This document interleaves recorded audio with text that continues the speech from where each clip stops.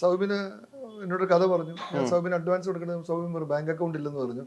Axis bank, നമ്മുടെ KSRTC bus സ്റ്റാൻഡിലോട്ട് പോകുന്ന axis bank ഞാൻ പോയി അക്കൗണ്ട് തുടങ്ങിച്ചു കൊടുത്തു. എന്നിട്ട് ആദ്യത്തെ അഡ്വാൻസ് ഇട്ട് കൊടുത്തു. ആ സിനിമയുടെ കഥ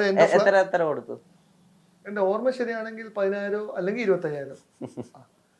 അന്നേരം അത് കഴിഞ്ഞ് സൗബിൻ അതിന്റെ കഥ എഴുതാൻ വേണ്ടി എൻ്റെ തന്നെ ഫ്ലാറ്റിൽ കാക്കനാട് നെസ്റ്റർ എന്ന് പറഞ്ഞ കളക്ടറേറ്റിന്റെ ഓപ്പോസിറ്റ് ഞാൻ തന്നെ പണിയിച്ച് അതിനകത്ത് അവിടെ ഇരുന്ന് കഥ എഴുതിക്കൊണ്ടിരിക്കുമ്പോഴാണ് അന്നയും റസൂലിനകത്തും പുള്ളി അഭിനയിക്കാൻ പോകുന്നത്.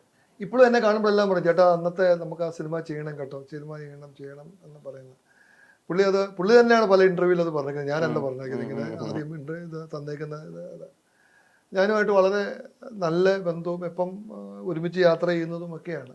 അന്നേരം സിനിമ ചിലപ്പോൾ ഞങ്ങൾ ചെയ്തെന്നിരിക്കും. ചെറുകഥ എന്നായിരുന്നു സിനിമയുടെ പേര്. അന്നേരം പറഞ്ഞു കഴിഞ്ഞപ്പം അഡ്വാൻസ് കൊടുത്ത് ഇടാമെന്ന് വിചാരിച്ച് ചെയ്തതാണ്.